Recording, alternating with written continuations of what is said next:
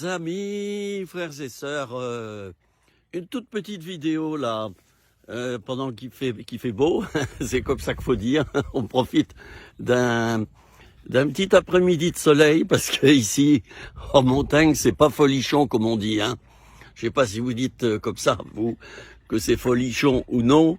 En tout cas, on profite un petit peu du soleil. Ça fait du bien pour bronzer un petit peu, du moins le visage. Et puis la chaleur, elle n'est pas au rendez-vous, mais bon, voilà. Je vous montre encore le paysage ici. Bon, là, je m'aperçois qu'ils ont mis des vaches, puisqu'il y a un petit réservoir. Je sais pas si on va l'apercevoir. Voilà, je crois que ma tête le cachait. Ce réservoir, ils ont mis un réservoir pour faire boire les animaux, hein. Et puis là, je suis en bonne compagnie, hein. Vous voyez, voilà. Mais cette fois-ci, je l'ai coincé avec sa laisse, parce qu'il y a des moments ici, il est pas sage.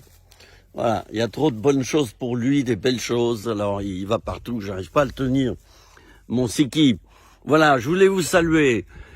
Très fraternellement et affectueusement, chacun d'entre vous. Vous passez peut-être par un deuil. Moi, j'ai perdu un ami très cher il y a 2 jours, bon, qui n'est pas de ma famille, mais qui comptait beaucoup pour moi. Beaucoup pour moi. Bon, c'est pas facile. Bon, mais heureusement, voilà, il servait le Seigneur et je sais où il est. Bon, ça c'est très important, très important. On sait que la personne, voilà, sa vie n'est pas terminée. Voilà, bon, et bien il reste la souffrance de ne plus la voir sur cette terre. Voilà, donc je voulais vous saluer chacune particulièrement. Cet été, je ferai des vidéos de ci, de là, par-ci, par-là. Je vais surtout travailler à ranger complètement ma maison, complètement, mais alors à fond, puisque ça fait quand même plus de 2 ans et demi que ça attendait cette affaire-là. Enfin, je rangeais en partie, mais là je vais bien tout ranger, puisque vous le saviez, j'avais une impossibilité de me mouvoir au niveau de mon dos. Et donc aussi de mes jambes. Bien, alors écoutez, moi j'ai le moral quand même, je vais assez bien, j'espère que vous, c'est pareil. Alors peut-être vous allez me dire, oui, moi je peux pas prendre de vacances, moi j'en prends pas, voyez-vous, cet été j'en prends pas, par contre, peut-être je partirai 2 jours, vous voyez, en voiture, 2-3 jours, hein, et puis, allez pas loin, vous savez, quelquefois dans notre département, je l'ai déjà fait ça, hein. Dans notre département, il y a des très jolies choses à voir. Très jolies choses à voir.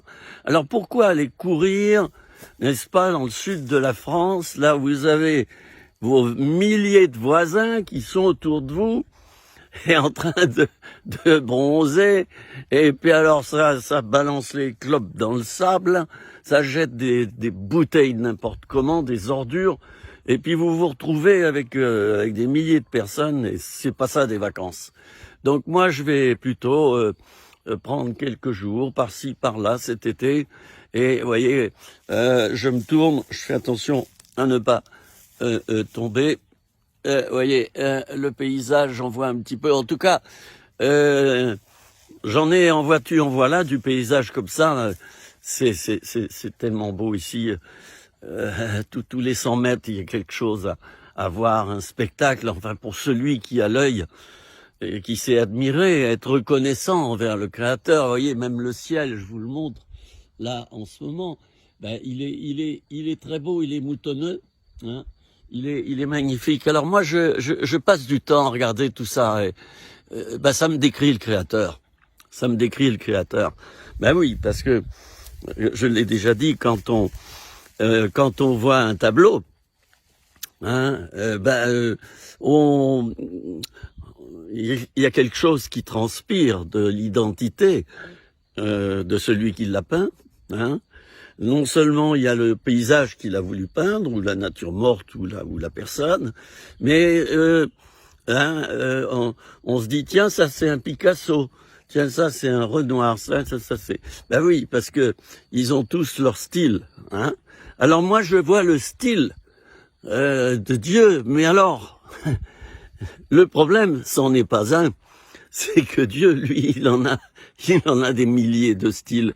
Mais enfin, on retrouve quand même des règles communes, hein. C'est la beauté. La beauté. La beauté sous toutes ses formes. Hein. J'ai eu la chance de faire du scoutisme et de m'enfoncer dans le sol, donc, hein. J'avais 17 ans à l'époque.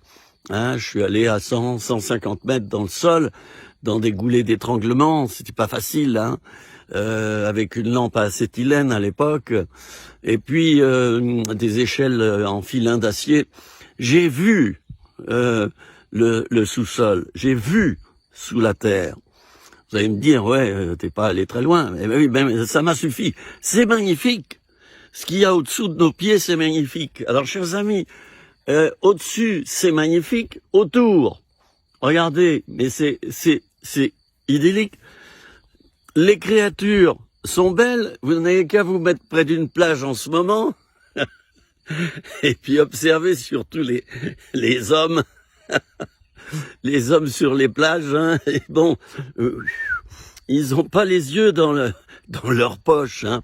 Bon, les créatures sont belles, et puis, bah, tout est beau, mais qu'est-ce qui est pas beau? Ben, c'est le péché, c'est ce qu'on a fait des créatures, c'est ce qu'on a fait de la création, c'est ce qu'on a fait de la terre. On a tout démoli, on a tout foutu en l'air. Ça veut pas dire que plus rien n'est beau, hein. Il y a des jolies choses, hein. Voyez-vous, je vous disais que j'avais été guéri d'un œil l'autre jour. J'avais une grosse verrue ici, hein. Vous voyez. Bon, j'ai attendu avant de le montrer, hein. Bon, et puis j'ai pas pu avoir elle grossissait. Je sais reconnaître une verrue parce que j'en ai eu souvent sur le visage. Et cette fois-ci, pas possible d'avoir rendez-vous auprès d'un dermatologue.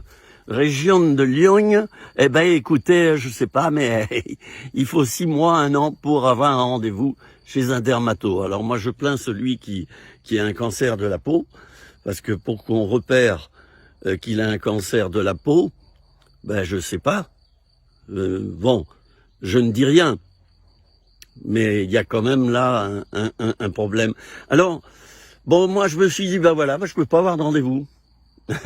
Alors tout simple, je me suis mis devant mon miroir, hein, dans ma salle de bain, et puis j'ai mis mon doigt ici, là, et je sentais l'épaisseur de la verrue. Il y avait la couleur et la largeur, il y avait peut-être 5-6 mm de large, hein, 2-3 mm d'épaisseur.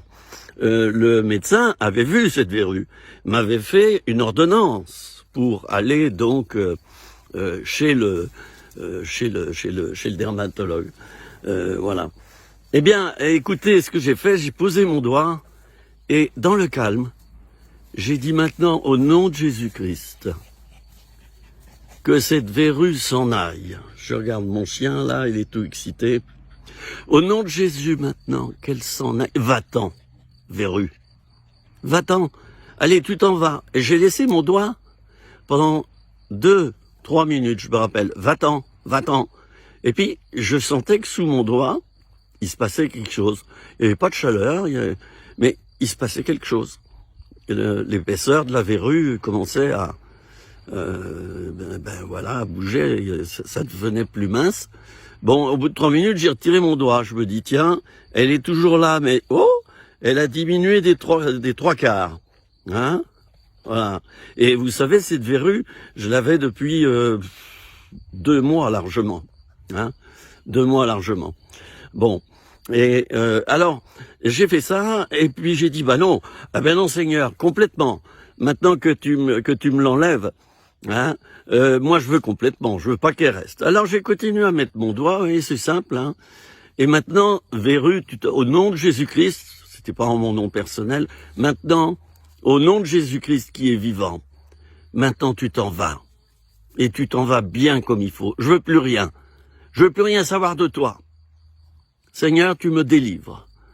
Ça a duré 2 minutes, j'ai continué. Et puis je sentais sous mon doigt, en effet, que, Voilà, puis j'ai fait comme ça, j'ai enlevé mon doigt, plus rien, les amis, mais plus rien, ce qui s'appelle plus rien, plus la couleur brune, plus l'épaisseur, plus la largeur, plus la longueur de la verrue, elle était partie, et vous voyez, ça fait un bon bout de temps maintenant, hein. J'ai attendu exprès, hein. J'ai attendu, parce qu'il y en aurait toujours eu qui auraient dit, oui, gna gna gna, c'est parti quelques jours, nanana, vous savez, il y a toujours...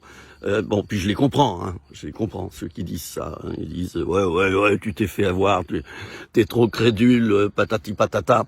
Bon, ben, vous pouvez regarder, hein, on est le 3 juillet, et ben, j'ai toujours rien, et je n'aurai plus rien.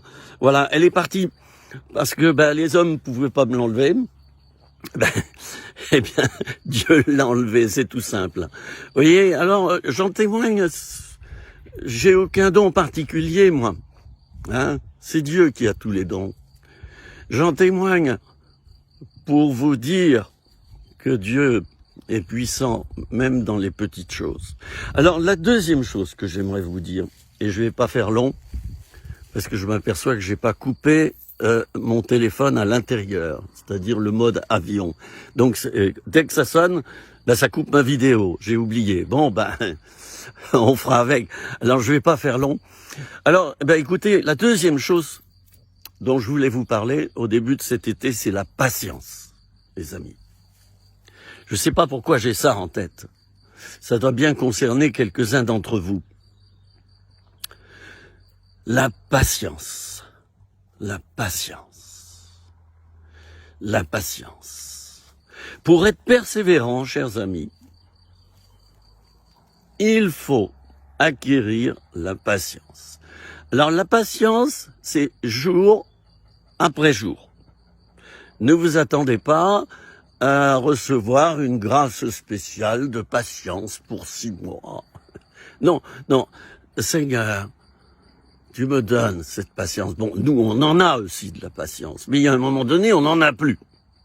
Parce qu'on en a ras-le-bol, pour différentes raisons. Ça sature, ça déborde. Alors, Seigneur, donne-moi ta patience aujourd'hui, voilà. Eh bien, si vous faites comme ça, chers amis, hein, si vous faites comme ça, chaque jour, plus chaque jour, plus chaque jour, plus chaque jour, par rapport à plein de choses, hein, par rapport à des épreuves, par rapport à une maladie, par rapport à peut-être des dettes que vous avez. Bon, moi j'ai attendu 3 ans de toucher ma retraite. Et ça y est, ces jours-ci, la feuille est tombée. Bon, c'est pas grand-chose, mais je pourrais vivre avec ça. Voilà. Mais j'ai dû lutter 3 ans, combattre avec les caisses qui perdaient mes dossiers, qui me disaient mais non, patati, patata, et puis voilà, écrivez à tel endroit, et puis ils tenaient pas compte de la réponse, ou ils me répondaient pas, ils m'ont pas répondu de toute manière pendant 3 ans. C'était à moi de téléphoner. Ou alors je recevais des papiers, mais vous savez, des papiers tout imprimés. Voilà. Bon, ça a duré 3 ans, j'en avais, mais vraiment ma claque. Et ces jours-ci, eh bien, j'ai eu la feuille avec le montant. Bon, je vais faire avec, et ça va aller. C'est suffisant pour vivre. Donc, je suis sorti de l'épreuve à ce sujet-là. Bon, il y en a qui vont me dire, mais c'est rien, ton problème de retraite, moi j'ai un cancer. Mais oui, c'est vrai que moi c'était rien. Mais vous savez bien que tout dépend comment on regarde une épreuve.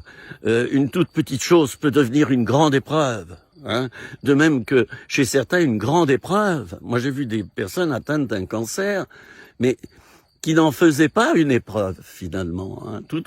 Alors, l'épreuve, tout dépend comment on la regarde. Tout dépend comment on la scrute. Hein, est-ce qu'on est là avec une loupe à la regarder 24 heures sur 24? Ben dans ce cas-là, vous la verrez énorme. Ou bien alors, est-ce que vous allez regarder plutôt à Jésus? Je veux pas tout spiritualiser ici, hein, attention, hein, c'est pas facile hein, de passer par certaines épreuves et même de prier par moment. On a du mal. Quelquefois même, on n'arrive même plus à prier par moment. Hein, et c'est la vérité. Alors, je termine par là, puisque c'est une petite courte vidéo de passage. Hein, je vais l'appeler vacances numéro 1. Tiens, celle-là. Hein, vacances numéro 1, la patience. Bon, alors, c'est peut-être une première consigne que je vous adresse au début de ce mois de juillet, soyez patient. Soyez patient par rapport à votre couple. Soyez patient par rapport à votre santé. Soyez patient par rapport à votre traitement médical qui prend du temps pour agir.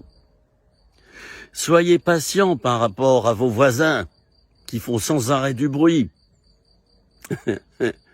et qui vous réveillent la nuit. Moi, je me souviens d'une brave dame qui habitait au-dessus de chez nous, l'appartement au-dessus. Il fallait que tous les dimanches matins, à 6 heures du matin, cette chère brave dame mette sa machine à laver. Et à 6 heures du matin, bam, bam, bam, bam, bam, bam, bam, bam, bam, ça réveillait tout le monde. Ça a duré des années. Hein, la patience. Et puis Romains 8, 28, savoir remercier pour ce qui ne change pas. Hein? Toutes choses concourent ensemble au bien de ceux qui aiment Dieu. Si une chose ne part pas, j'ai pas dit que c'est qu'il faut qu'elle reste. Hein? Non, c'est pas ça que j'ai dit. Mais c'est que peut-être Dieu peut s'en servir. C'est pas lui forcément encore à susciter cette chose. Mais il peut s'en servir. Pourquoi? Pour te travailler. Je connais des chrétiens, ils me disent, ouais, je porte pas de fruits, je vois rien dans ma vie, pas de conversion, pas de fruits, il y a rien qui se passe. Je dis, oui. Eh bien oui, le fruit, Dieu est en train de le porter en toi. Il est en train de forger ton caractère, ton identité. Puis tu résistes. Alors ça dure des mois, voire des années, puisque tu résistes. Dieu attend de porter son fruit à lui. Et son fruit, c'est ton caractère. Parce que si tu œuvres pour Dieu, mais que tu ne laisses pas changer ton caractère, ton identité, elle a toujours besoin d'être transformée. J'ai pas dit que l'identité, faut en choisir une autre. Mais elle a besoin d'être sculptée. Elle a besoin d'être peaufinée, d'être améliorée. Eh bien, si tu résistes par rapport au fruit intérieur que Dieu veut porter en toi, eh bien, tu ne pourras pas accéder au fait, vous voyez, il y a un arbre là. Bon, c'est pas un arbre fruitier, mais il va porter son fruit en sa saison. La parole de Dieu le dit d'ailleurs. Bon, alors, si le fruit intérieur, qui pour Dieu, pour l'instant, est le fait de te travailler, de manière que, au moment où il te confie quelque chose à faire, tu massacres pas tout comme un éléphant dans un magasin de porcelaine. Alors, si ce travail intérieur, tu ne le laisses pas faire, et tu ne le fais pas, parce que c'est les deux, Dieu le fait, mais nous, on le fait aussi, il y a les deux, tu ne pourras pas accéder au reste du fruit qui est un fruit extérieur. Tu comprends ce que je veux dire? Tu pourras pas. Et c'est ainsi que je rencontre des chrétiens, ça fait des mois, voire des années. Ils disent, il se passe rien.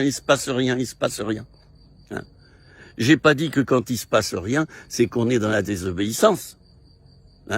Et que on fait pas ce qu'il faut. Ne me faites pas dire des choses que j'ai pas dites. Mais j'ai dit dans certains cas. Je connais certains chrétiens. Je sais pertinemment que leur vie ne change pas. Parce que chaque année, c'est rebelote, on en remet une couche. Il n'y a pas de changement dans le caractère, il n'y a pas de changement dans les émotions, il n'y a pas de changement dans les pensées. Le renouvellement de la pensée, très important, chers amis. Le renouvellement de la pensée. Voilà, arriver à avoir les pensées qui étaient en Jésus-Christ. Ayez les sentiments, ayez les pensées qui étaient en Jésus-Christ. Tout ça, c'est dans la Bible. Vous n'avez qu'à lire votre Bible, et puis c'est tout. Alors, si vous ne travaillez pas ces points-là, chers amis, et là, je vous fais une petite remarque là. Si vous ne travaillez pas ces points-là, ne vous plaignez pas à ce moment-là que le caractère des autres ne change pas non plus. Ne vous plaignez pas que vous ne portez pas du fruit pour et avec le Seigneur extérieurement. C'est tout simplement que vous êtes bloqué, puis vous changez pas. Alors vous exigez que Dieu change, vous exigez que votre Église change, vous exigez que votre conjoint change, que vos enfants changent, vous exigez que ceci, que cela, mais vous-même, vous ne placez pas devant Dieu pour lui dire « Qu'est-ce que tu penses de moi ? En quoi aurais-je besoin de changer ?» Voilà, je vous laisse cette petite pensée. Vous voyez, j'ai parlé 20 minutes, je voulais parler 3 minutes, hein, comme d'habitude. Toute petite vidéo sur la patience, la transformation du caractère, de l'identité, des émotions, de la volonté aussi. Hein, je ne l'ai pas évoqué, mais la volonté aussi a besoin d'être transformée par le Seigneur de manière qu'on fasse la volonté de Dieu et pas tout le temps la nôtre. Hein, les pensées, qu'on arrive à penser comme le Seigneur pense, qu'on arrive à avoir ses émotions et qu'on pratique sa volonté. Alors c'est tout ça que je vous souhaite pour le début de vos vacances. Et si vous n'avez pas de vacances, ben, des petits temps de loisirs, allez manger une glace, hein, tant que tout est rouvert. Vous allez manger une glace, vous allez, je sais pas, faire une petite excursion, voilà, vous achetez une belle carte postale en souvenir, puis vous allez l'afficher dans l'entrée. Voilà, il y a moyen de s'offrir des petits plaisirs. Et puis de pas aller loin en voiture. Quelquefois 10 km, 15 km, tu trouves une base de loisirs, tu trouves un petit chemin de montagne ou des prés d'herbes fraîches, hein, le psaume 23, hein, voilà. Et ben, vous voyez, des petites choses comme ça. Et ben, moi, une année, ben, je l'ai fait. Hein, ben, j'étais le plus heureux des hommes. Et cette année, je vais le refaire. Je reste ici, mais voilà, 2 ou 3 fois, je ferai des escapades. Hein. Et puis, dans la journée, ben, je m'accorde des petits moments de sieste, des petits moments de loisirs. Alors, je vous dis franchement, j'ai Netflix, c'est pas que je veux faire de la publicité. Moi, j'aime bien ce qui est palpitant. J'aime bien les policiers, vous voyez, les polars. J'aime bien les enquêtes où non pas la violence, hein, ça j'aime pas. Non, mais j'aime bien les enquêtes où il faut chercher des choses, faut trouver, voilà, l'inspecteur machin qui investigue, et tu te dis ça y est, c'est lui le coupable, puis non, puis tu te plantes à chaque fois, et à la fin, hein, voilà, Sherlock Holmes, hein, Sherlock Holmes. Hein. Bon, alors moi j'aime bien, ben ça me détend. Alors trouvez-vous des loisirs comme ça peut être la marche, ça peut être si vous avez un vélo, ben partez en vélo 1 heure, je sais pas. Allez au soleil, mettez-vous sur votre balcon, là, puis vous bronzez pendant un temps. Enfin, il y a plein de choses pour se détendre le mental, hein. Et puis prier sans cesse. Voilà. Je vous embrasse très fort. Hein. À très bientôt. Je vais mettre cette vidéo tout à l'heure en ligne. Hein. Et ben, je vous aime.